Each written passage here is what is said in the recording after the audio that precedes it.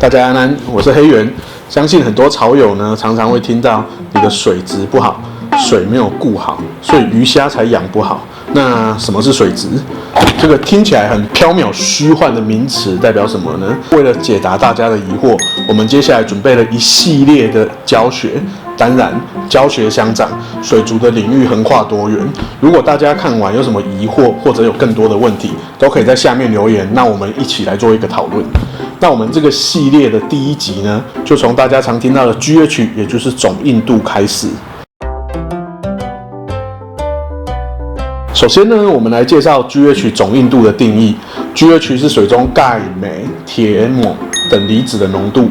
那因为检测的方式不同，所以展现出来的意义也不一样。那我们以华人区的水族来说，都是采用氧化钙 CaO， 也就是德国硬度来表示。那像是台湾的自来水厂呢，我们的测试则是由碳酸钙 CaCO3 来作为测试的单位。那这一些常见的 GH 单位呢，会有一个换算的方式。那我们这边会有图示，大家可以看得出来。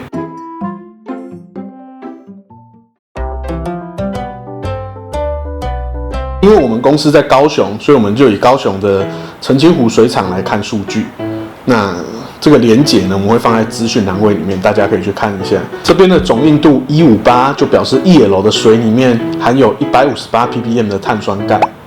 那这大约会是多少的德国硬度呢？我们这边来测试给大家看。我们看到这个是翠湖的 GH 测试剂，里面有1号、2号、3号，总共有3支测试剂，然后还有一个使用2号测试剂的耙子，那还有一个说明书跟比色卡。那将你要测试的水呢，装5 ml。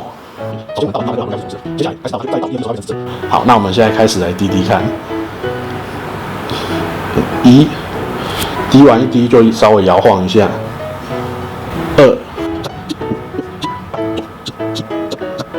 15、16、17，好，17完全紫色了。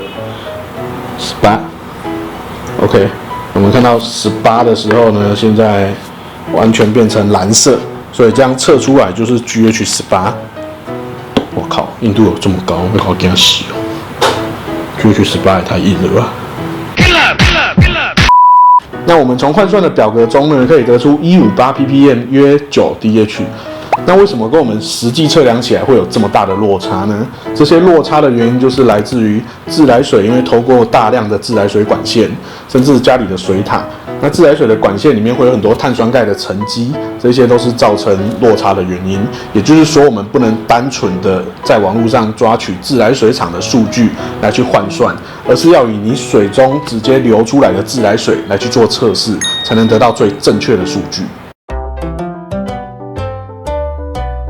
上面讲完呢，我相信很多人可能都把它快转掉了，那没有关系，我们以实物面来说好了。要怎么判断你家里的水硬度会不会很高？家中有在烧开水呢，你可以看你的水壶或者是热水机里面有没有白色的沉淀结晶物，因为加热以后呢，可以让部分水中的金属离子析出，白色结晶物就是碳酸钙 CaCO3， 或者是看家中的浴室，如果有明显的白色沉积，同样也表示水中的硬度很高。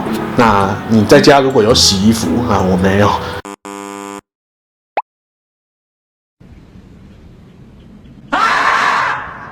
你会发现呢，有些贵的衣服它会特别标示需要用软水来清洗，就是因为肥皂里面的钠离子会跟水中的钙镁离子来做结合，然后它就会降低肥皂的清洁力。在我们水族来说呢，硬度会造成哪些影响呢？首先，我们在水草的选择上面，高硬度的水质呢，对于很多南美水草来说，它都是极具杀伤力的环境，像是古今跟太阳草。那这也是为什么这2种水草在台湾的中南部水族馆很难看到的原因之一啊。如果你真的很爱古今，高硬度的水质可以考虑苏拉维西跟越南古之古今。这2种都是高硬度的水质里面，也可以很轻松培育的古今草，比较适合多数的水草来生存的硬度呢，会在 GH5 左右。那这个硬度呢，就是一些比较简单的太阳草，例如大细叶太阳、小细叶太阳，这2种也都可以很轻易的来栽培。那如果你的水质硬度真的过高呢，要怎么样去挑选适合的水草呢？这个时候你可以从草饮的官网里面水草种类的难度星星来判断。基本上呢，挑选1到2颗星的品种就不会有太大的问题。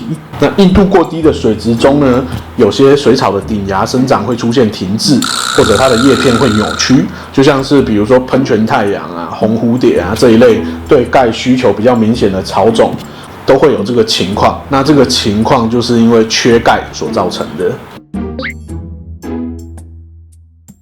我们从水草的施肥来说，在高硬度的水质中，因为钙镁离子的浓度过高，会对于钾肥的吸收造成降低。那这也就是我们常说的元素间的拮抗作用。关于拮抗作用呢，在翠湖的讨论区里面有一篇文章，大家可以去看看。那网址呢，我们就放在资讯栏位里面。那从鱼虾的选择来看呢，在高硬度的水质中，我们比较适合养殖坦鱼，或者是大多数的米虾，还有台湾南部繁殖的鱼虾品种。那低硬度的水质会比较适合养殖南美的灯科鱼、水晶虾，还有短鲷。我们要怎么分辨是台湾繁殖的鱼虾呢？这个可以先询问你在购买的店家。那像是我们草饮的官网上面就会标示人工啊、野生啊，或者是国外的繁殖啊，那这些都是一种参考的方式。把低硬度的鱼虾放到高硬度的环境中，会有什么样的后果呢？那例如你把产于亚马逊的红莲灯放到高雄的自来水里面养，就会发现死亡率拉高很多。那鱼只的显色跟适应的环境时间也会明显的拉长。所以像是我们自己在养红莲灯，都是用 RO 水来做调整，最后再慢慢刀养检疫。假如你把南部繁殖场中的极火虾、香吉士放到软水里面，就会发现脱壳不顺、死亡率拉高的情况。那这些呢，都是经过长久的观察与死亡经验累积来得到的结论。当然啦，看到这里一定会有人跟我们讲说，我的鱼啊都随便养随便活，为什么要把养鱼搞得这么复杂？那除了你是高手以外，就是拥有太阳之手的热血少年。我只能跟你说，如果你不能提供一个合适的环境给你养的宠物，那你就不要养了。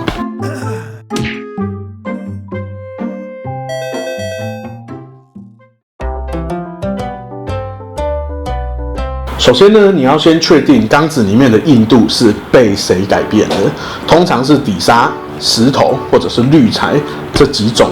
那找出真正的原因，才能对症下药。那要怎么去找呢？很简单，我们把这几种东西单独拿出来，然后泡 RO 水，泡个几天，我们再来做硬度的测试，就可以找出凶手到底是谁。那这点呢，在大家看我们草饮网站的时候，就会发现我们有很多底沙跟食材都会先做过水质的检测。那这也是一种帮助大家直接判别的方式。那要降低硬度呢，我们可以透过软水数值跟 RO 水来做降低。要提升呢，我们可以放珊瑚沙或者是矿物质添加剂来做提升。常常会有很多新手玩家来问我需要哪一些测试剂？通常我都会推荐这3种。第一是 GH 总硬度测试剂，第二是 pH 酸碱值测试剂，第三是 NH4 ammonia 测试剂。先了解这3种数值，那你在挑选水草跟鱼虾上面就会有很大的帮助。GH 的影响，今天我们讲完了。那后面的2种，我们在后续的节目中也会一一的介绍。这次呢，我们提供了6组 GH 测试剂给大家，分别是 Tetra 的 GH 测试剂3组，还有 API 的 GH 测试剂3组。那如果看完影片呢，有什么想说的或者是想问的问题，都欢迎在影片的下面来做留言哦。那我们会在留言里面随机的抽出6位幸运的草友，把赠品赠送给你。那希望大家今天都能有满满的收获。如果你觉得有所得，也请帮我们按下订阅跟小铃铛。那我是黑猿 AC 草饮水族，我们下次见。